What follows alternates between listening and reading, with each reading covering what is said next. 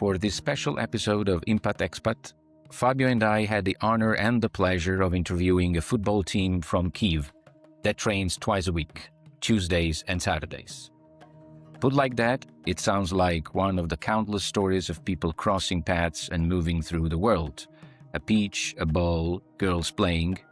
Except that in Kyiv, for more than 40 years now, everything has been transfigured by the war of invasion that Russia has unleashed on Ukraine. Even a Tuesday training session. The team is called NRG. It has existed since 2003 and it is not a team like the others.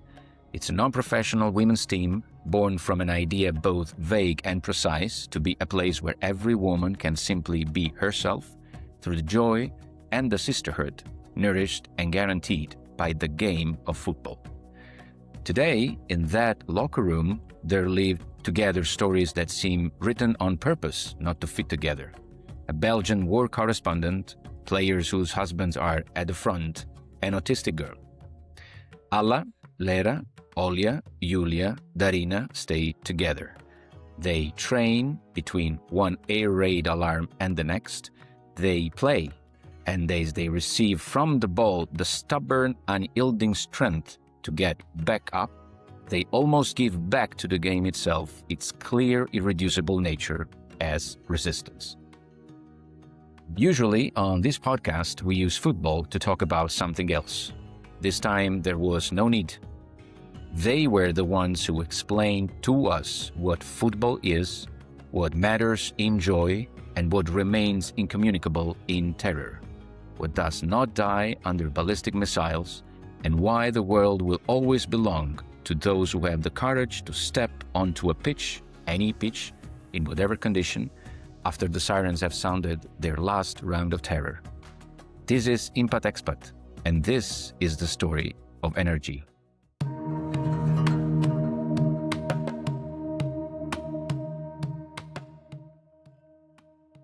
What is NRG? And how did you come to NRG? And if you played for other teams before, what makes this club different from a normal one? So the idea is that the club was founded by girls who never were into professional sport. And it's like the only amateur women's club in Ukraine that was founded not by people not from professional sport and not from the Federation of Football Ukraine. So it's like independent. And it started when girls just gathered together to play football, like not professionally, and they just like to spend time like this. Also, they played like different sports, like volleyball, basketball. And once upon a time, they decided that like they want more, and they founded the club and started to train like more, not professional, but like more seriously. Like. And what is it that you think this club has given you more than any other experience? The main idea of the club is that these players are like family, and we don't have this competitiveness inside the club like in professional sports, like where you have to survive, and who plays better, like the one is like chosen, I don't know. And here, like everyone support each other, and we don't have this kind of attitude like in professional sport, because we want to enjoy what we do, and we want to enjoy it together, and we want to support each other. So the main idea that our club is like family. And so is there something that the war took from you that you dream to take back on the pitch while you play? And one more thing, if I may ask, is have you ever felt guilty for thinking about football while the country is at war? At first, I didn't have this opportunity to play because team wasn't like enough. Players were not enough, and like the team needed to like reestablish its squad again. So after the war, like new players came to the club to replace the old ones. Like, for example, I'm new player and this is like old player. Yeah. So you joined after the war started. Yes. What you to join this team after the war? Is there a specific reason? Yeah, specific reason is that I wanted to play football and I never could find this opportunity because I didn't know like they existed before, and it was a bit difficult to find them. Like, it was a bit tricky to search them on the internet and try to connect them. Like, it was almost the beginning of war, and they didn't respond me like for a very long time. Yeah, so it was difficult. Yeah, but I always wanted to play football since childhood, but it's very difficult in Ukraine. Before, like, for example, 30 years before, it was very few women, like women football, women teams. So like we didn't have place to go to play in.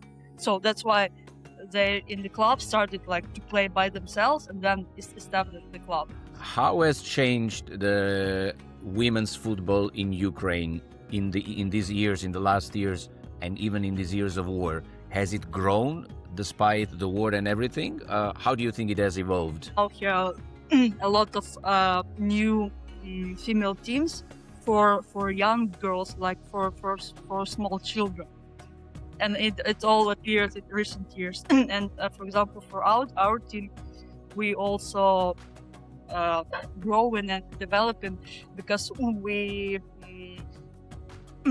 have new players coming, and we continue playing football despite like all circumstances now.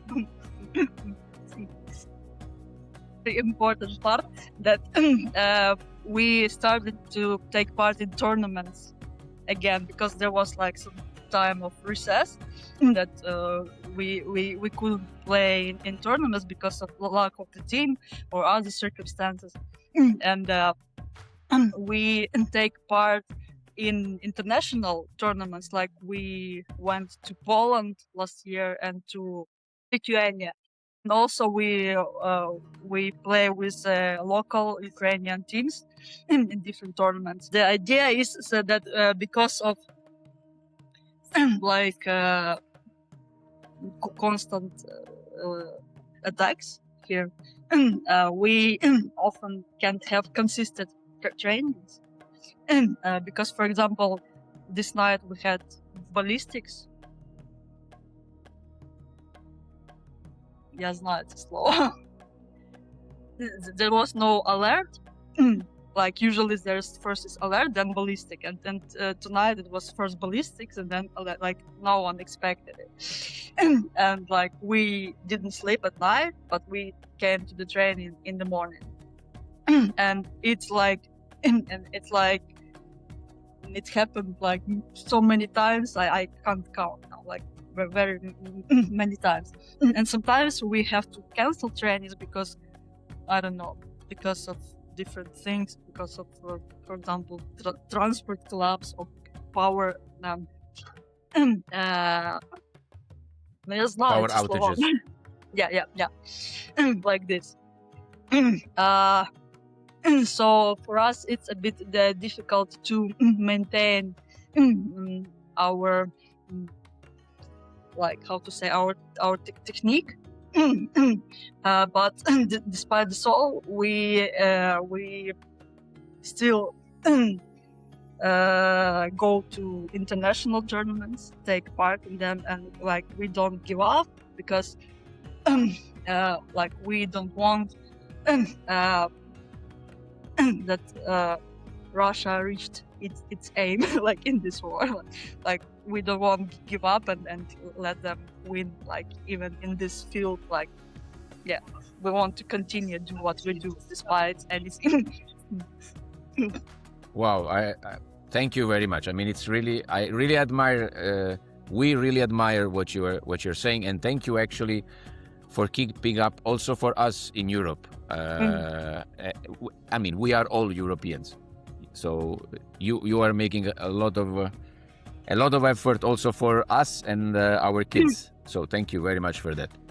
Can I ask you, you told me that, for example, last night there were ballistics and then there was no alert and then the night was hard, but you still wake up and you go to the pitch. And how do you go to the pitch? How do you feel? The ballistics makes you say, okay, I want to make it no matter what? Or what kind of feeling is it giving to you? Like, despite what was happening at night, like in the morning, like we survived, we stand up and then we go to train, like just like this. Yeah. No, Very good. So it's playing that it's important for you. It's the fact that you can play that it's an important part of life that can keep you alive, and that's the important part. That is the play. Yeah, during the war, it actually really helps to keep going. Like, because here we join with the team, we join with our friends, and like we support each other and we enjoy like the game, we enjoy what we do. And yeah, it helps to overcome this shit what's happening. You said that you are doing international tournaments. Local players, like for example in Poland, they have local tournament, and if they know our team, then can invite us to play with them.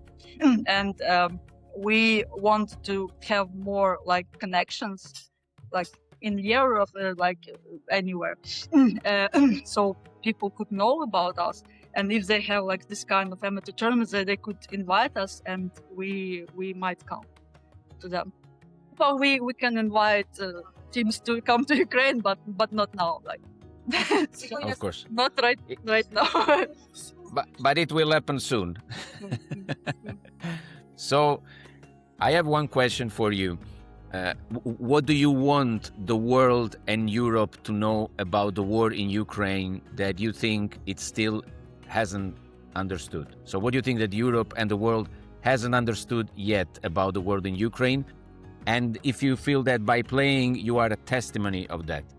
We can't put into words our experience. And like, no matter what we say, you won't understand it unless you are in these circumstances. So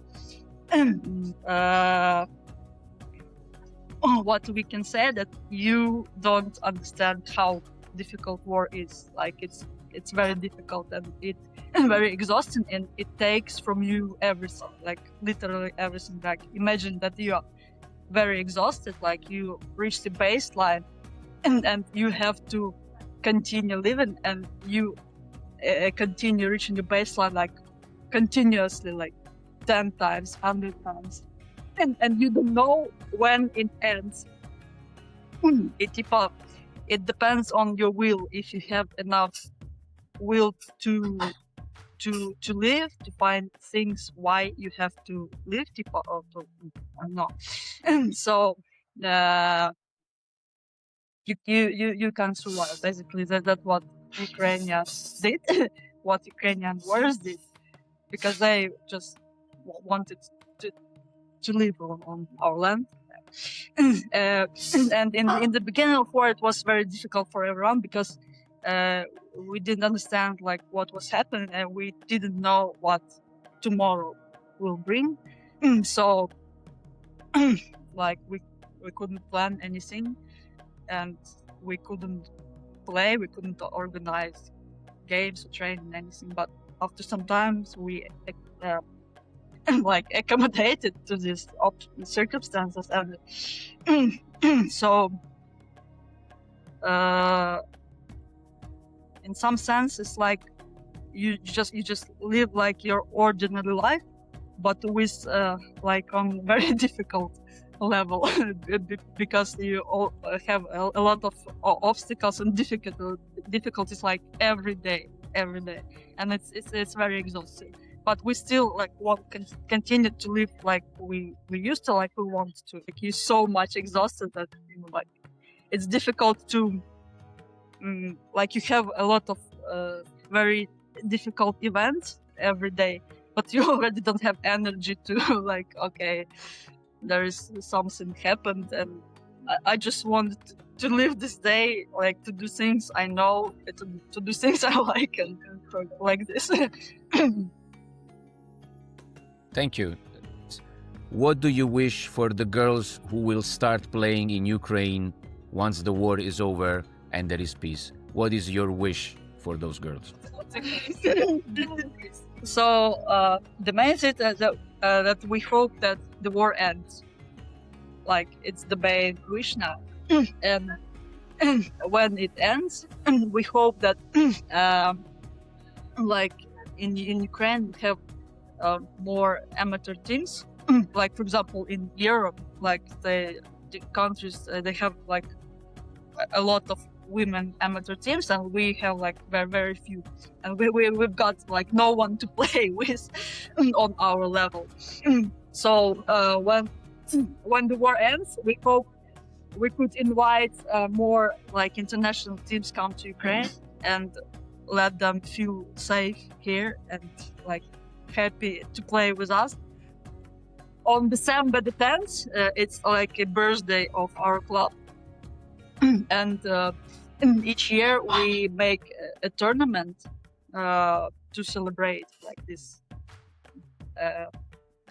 this date. And we invite like Ukrainian teams or Poland teams, but like international teams don't come here now.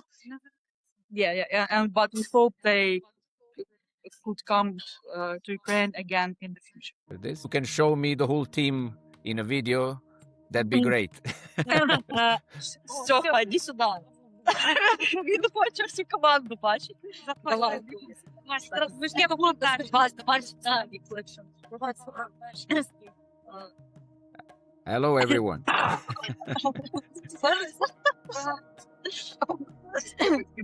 Вас уже всі бачать. Давай отаку зробимо. That's great.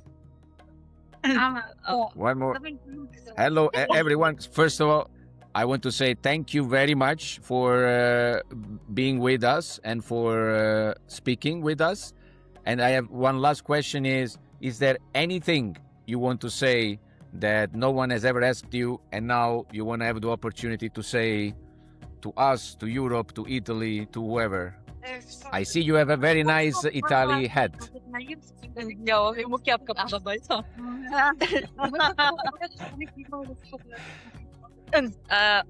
We want to wish that the war never came to your home. Да, щоб ваші діти не знали, що таке вибухи і ракети. And so your kids never knew what is explosions and missiles and everything. Thank you very much. Really, thank you very much. I hope that you keep playing and you keep enjoying, and we all hope that you will keep enjoying without war.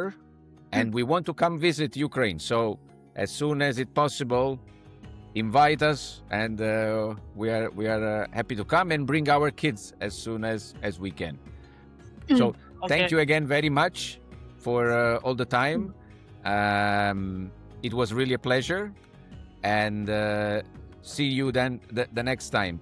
I will just ask you to if you can write your names in our chat, because I would like to give your names one after the other in our podcast. Okay. Okay? Yeah. Що він сказав? Thank you. Thank you. Thank you very much. Thank you very much. Bye bye. Have a nice day.